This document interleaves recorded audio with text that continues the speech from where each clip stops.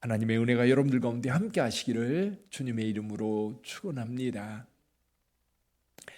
오늘 저와 여러분들에게 우리 하나님께서 교회라고 하는 것을 주셨어요. 교회.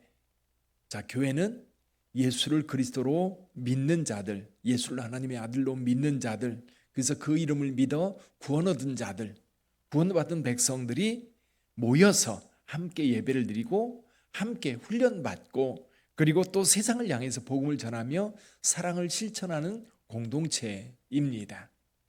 이 교회 안에서 우리는 어떤 일을 이루어 가야 될까? 자, 교회라고 하는 곳에 저와 여러분들이 소속되어 있습니다. 그러면 소속되어 있는 것만으로 끝인가요? 우리는 성장해 가야 되고요. 우리는 변화되어 가야 됩니다. 근데 오늘 본문의 말씀을 통해서 주님의 몸된 교회 안에서 우리는 두 가지를 해 가야 돼요. 하나는 세상의 풍조에 그리고 세상의 어떤 그 풍파에 흔들리지 않는 신앙이 되어야 됩니다. 오늘 여기 14절에서 이렇게 말씀을 해요. 14절 같이 한번 읽어봅니다. 이는 우리가 이제부터 어린아이가 되지 아니하여 사람의 속임수와 간사한 유혹에 빠져 온갖 교훈의 풍조에 밀려 요동하지 않게 하려 함이라. 아멘. 여러분, 우리가 신앙생활하면서 세상 풍파에 요동친다면 우리 신앙생활하는 의미가 별로 없을 거예요. 뭔가 우리 믿음 안에서 우리의 삶이 흔들리지 않고 굳건하게 딱 서 있어야 돼요. 그래 나도 편안할 뿐만 아니라 나를 보는 주변 사람들도 믿을 수 있는 겁니다. 여러분, 믿음이라고 하는 것이 굳게 우리 삶을 이렇게 고정시켜 놓고 있어야 돼요. 그저 왜 귀 얇은 사람들 있죠? 귀 얇은 사람들, 이 사람이 이렇게 얘기하면 이렇게 따라가고 저렇게 얘기하면 또 저렇게 따라가고, 그게 이제 비슷한 대로 가면 괜찮은데 정반대인데도 불구하고 이 사람이 이렇게 얘기하면 아 그게 좋겠네 하고서 막 그거 가다가 아 그거 아니야 이거야 그러면 또 방향을 확 틀어가지고 반대 방향으로 가고, 요동치는 거죠. 요동치는 것. 그게 요동치는 삶이 아니라 하나님의 말씀에 우리의 삶을 깊이 뿌리내리고 견고한 삶을 살아가야 되는 거예요. 또 한 가지 우리가 신앙생활하면서 추구해야 될 것 한 가지가 더 있는데요. 그게 뭐냐면 주님의 몸된 교회를 세워가는 겁니다. 주님의 몸된 교회를 세워가는 것.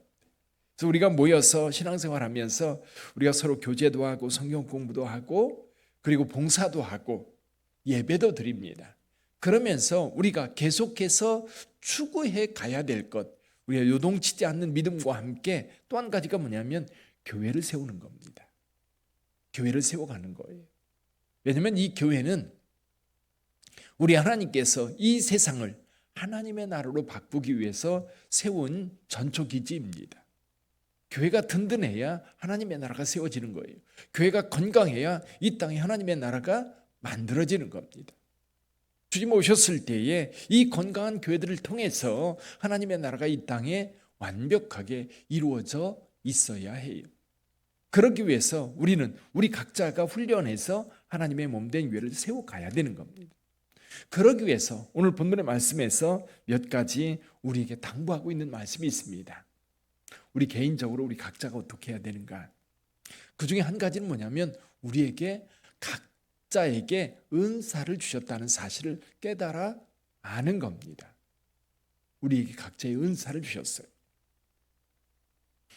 여기 11절 한번 볼까요? 11절 같이 한번 읽어봅니다. 그가 어떤 사람은 사도로, 어떤 사람은 선지자로, 어떤 사람은 복음 전하는 자로, 어떤 사람은 목사와 교사로 삼으셨으니. 이건 직분의 은사입니다. 직분의 은사.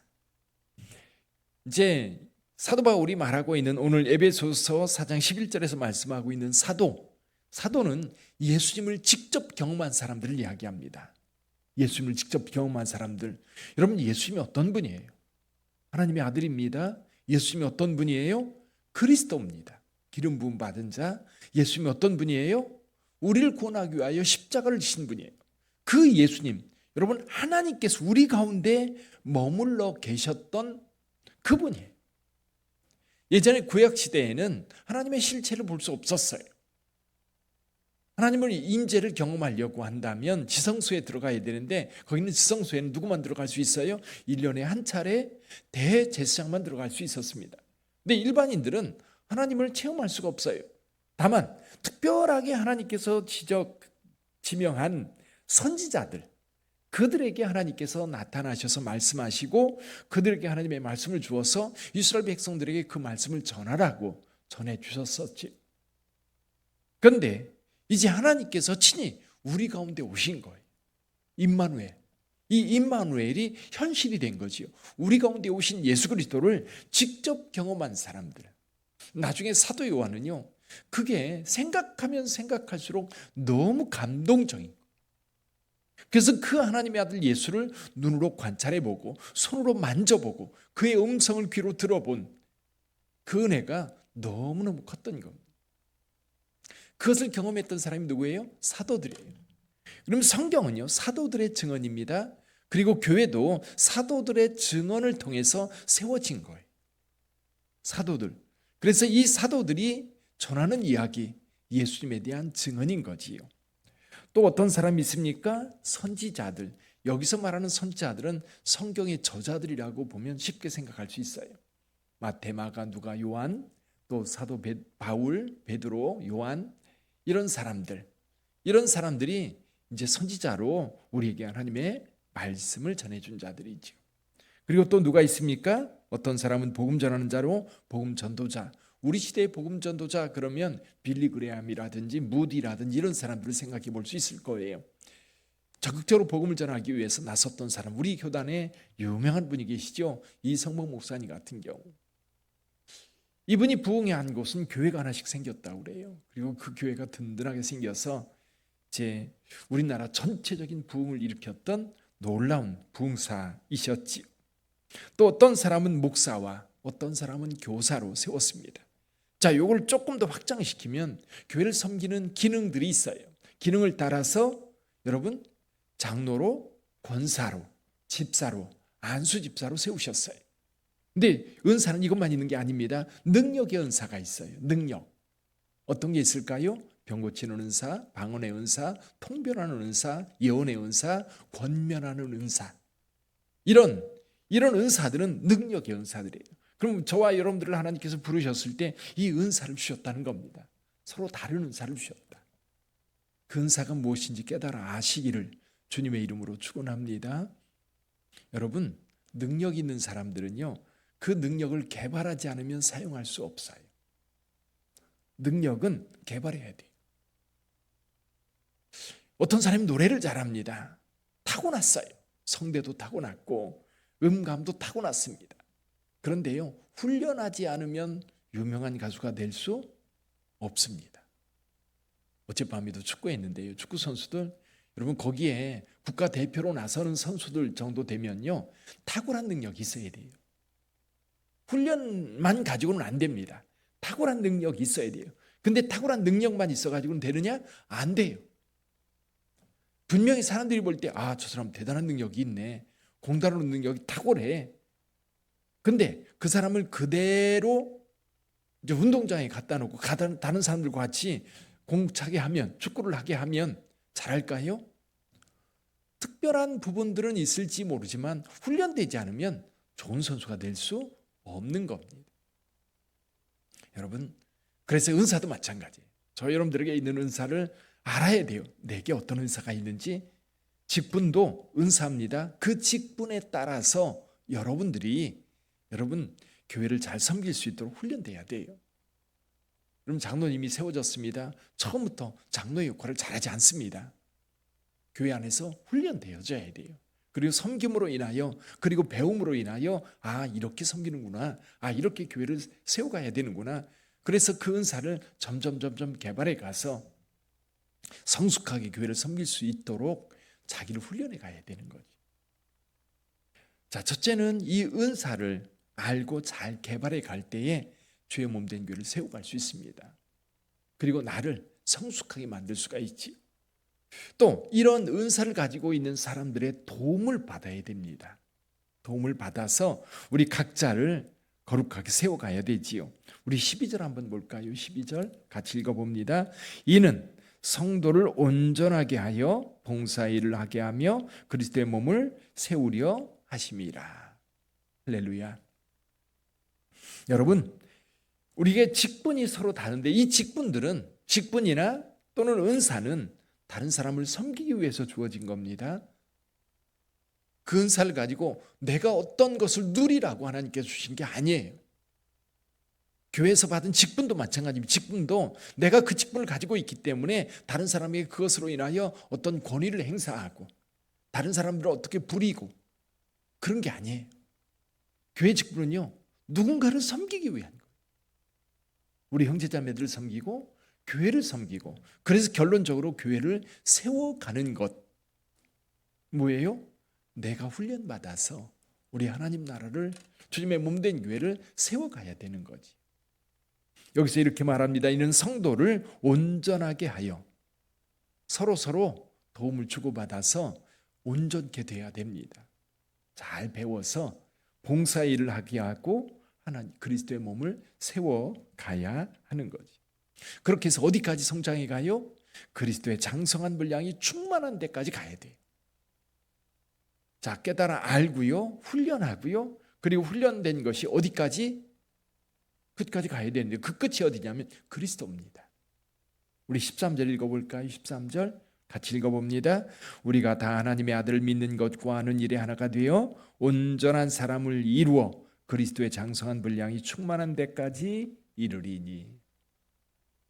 할렐루야. 우리의 믿음의 성장은요, 멈출 수 없어요. 우리가 예수님을 닮지 않았다면 우리는 계속해서 훈련 받아야 돼요. 나 옛날에 배웠는데 나 옛날에 그거 다 했어. 근데 왜 안 바뀌었어요? 근데 왜 달라지지 않았어요? 분명히 뭔가 달라져 있어야 되고 분명히 뭔가 좀 채워져 있어야 되는데 옛날이나 지금이나 별로 달라진 바가 없다면 여러분 같이 노력해 가야 돼요. 저도 마찬가지고요. 여러분들도 마찬가지입니다. 함께 성장해 가야 돼요. 그 방법 가운데 하나가 뭐냐면 서로 도움을 주고받는 것. 우리 16절 한번 읽어보죠. 16절 한번 더 읽어봅니다. 그에게서 온 몸이 각 마디를 통하여 도움을 받음으로 연결되고 결합되어 각 지체의 분량대로 역사하여 그 몸을 자라게 하며 사랑 안에서 스스로 세우느니라. 아멘. 서로 도움을 주고받으면서 함께 성장해 가야 됩니다. 사랑하는 성도 여러분, 우리 빛된 교회는 우리 성도들 서로가 각자 함께 성장해 가기를 주님의 이름으로 축원합니다. 내가 성장할 때 교회도 성장하는 거예요. 내가 성장할 때 교회도 성장하고요. 여러분이 훈련받아서 더 좋은 성도가 될 때 교회도 더 좋은 교회가 되는 거예요. 우리 교회 왜 이래? 그런 얘기할 자격 없습니다. 내가 교회니까요. 그렇죠? 우리 교회가 성숙되기를 원한다면 내가 훈련받아 성숙하면 돼요.